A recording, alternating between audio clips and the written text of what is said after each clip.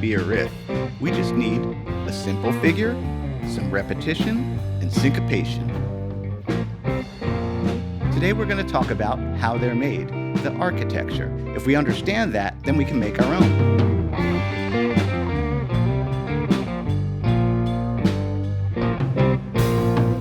Hey, I'm Eric Haugen. Check the description box below for tabs and backing tracks on my website, information about exactly what sound tools I'm using today, live streams and more on Patreon, and my deep dive courses. It's all on my website.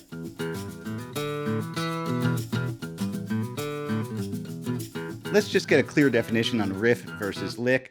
A riff, if you want to use like the proper music school term, is an ostinato, which means that it is a repeated phrase that stays in the same range on the instrument.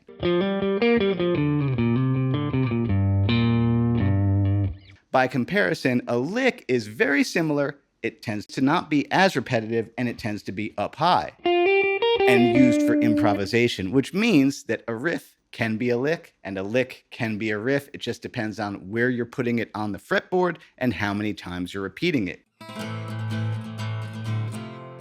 In rock music, there's basically two types of riffs we're going to see. Things that came from a chord progression first, or things that definitely came from a scale first. So let's look at the example of Heart, Crazy on You.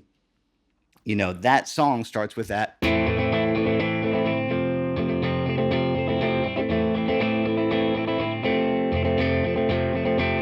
That A minor to F progression. That feels like that came first, and the riff is in A minor, and it has to wrap around the chord progression.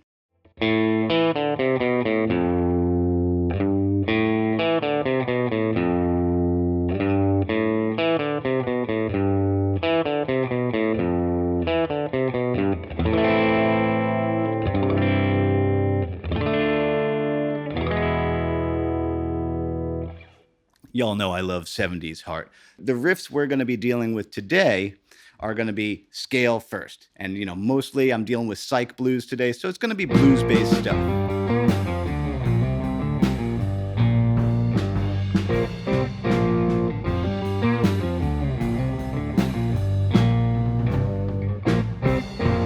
Blind Faith, classic psych blues riff. You can hear there's not a chord progression going on under this figure.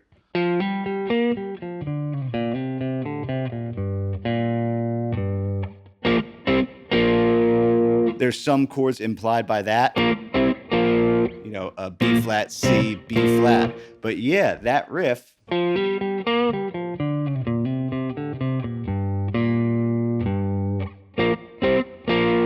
definitely just straight out of G minor pentatonic. And again, when practicing things, play it so slow that you can pay attention and make corrections as you go. And notice, I'm going to have my foot tapping down below.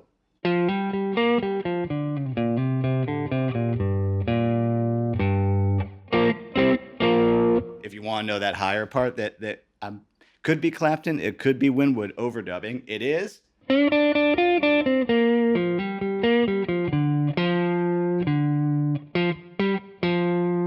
Cool little guitar harmony there.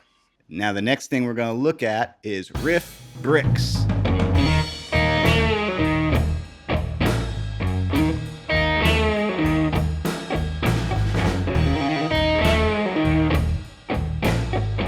When I use the term riff bricks, what I'm referring to is the amount of musical measures that a riff takes up before it spins around and loops on itself again. And yeah, Catfish Blues from the Jimi Hendrix Blues record, such a good record, is 1 bar. It's 1 bar of 12/8.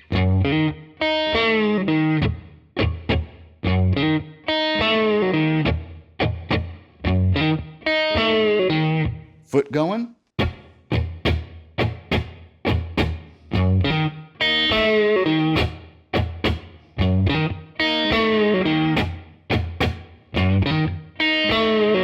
And this one especially, it's a slow blues anyway because it's a 12/8. Drag it.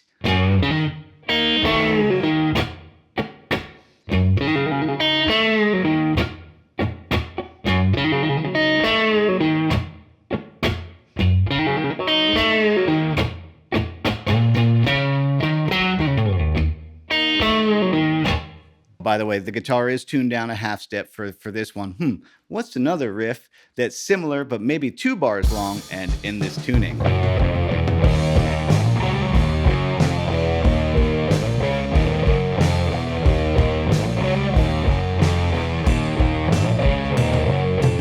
have a real love for the psych blues bands that almost made it but not quite. The kind of, I don't want to call them minor league, but yeah, bands like Budgie. It's just cool stuff to dig around and find. But yeah, E flat, 2-bar riff.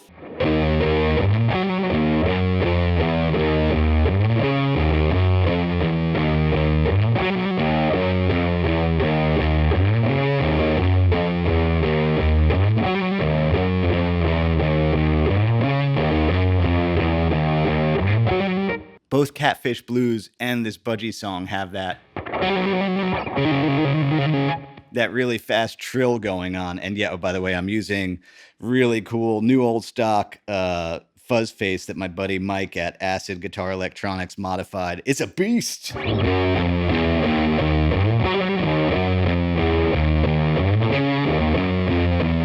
With the light speed at the end of it to kind of, if you notice that the tone knob on the light speed is set a little bit down to just scoop a little of the fizzies out of the way. Just a little bit about fuzz pedals. Notice you turn the fuzz knob all the way up because a germanium fuzz face does a really good job of cleaning up. Volume on 10. That's volume on 8. And you could hear, by the way, back to Catfish Blues, you can hear Hendrix in that song.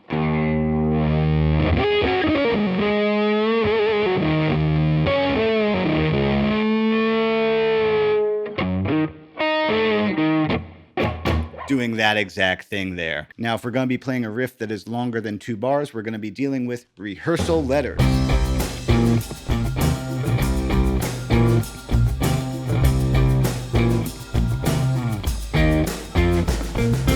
Rehearsal letters are just musician shorthand that refer to a section of the song.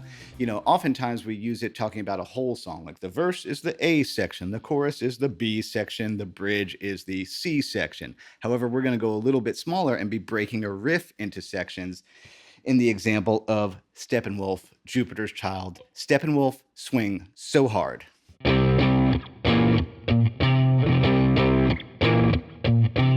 I mean, it's just so sick. Let's look at it. Cool chord. That is a C7 with the B flat and the bass. You don't really ever see that too often. One thing I want to point out with this riff, watch me use the back of this hand to catch that chord.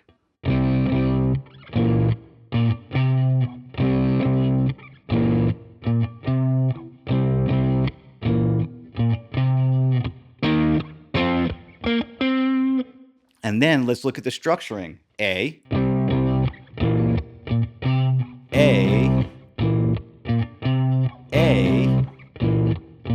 B. Because a lot of times I know we have little riffs that we've made up that might be half of a riff or 3/4 of a riff, and sometimes you just need that little punctuation at the end to make it work. Songwriters take note. What if I wanted just a little more variation in the riff?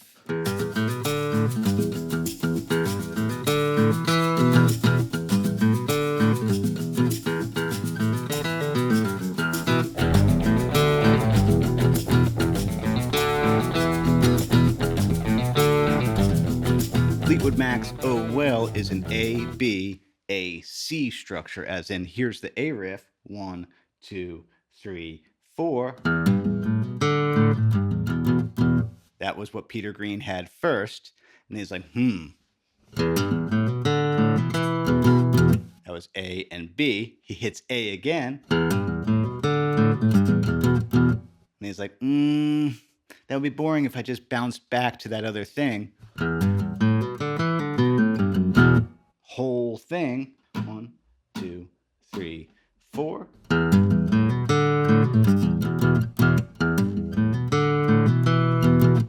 First half, second half.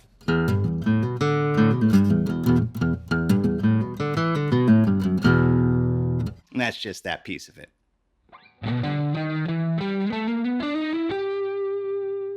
Now, the last piece of the puzzle is syncopation, which all that means is we're accenting a note that is not on the downbeat. Now, Jupiter's Child is a great example. It has a lot of syncopation in that riff.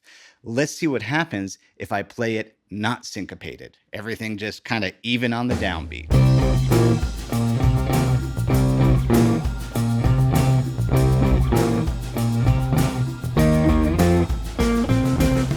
I'll do a part 2 where we make a riff from scratch, where we take a scale and we make it from scratch, or we talk about that. I want to, though, this is the way music theory is taught.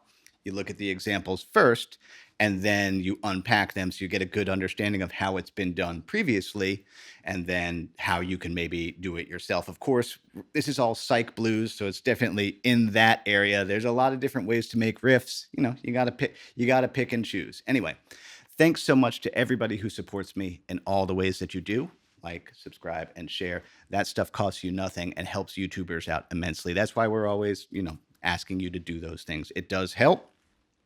One more time, how my business works. Patreon is where there's live Q&As, backing tracks, charts, and other stuff over there. And comprehensive deep dive courses. It's all on my website.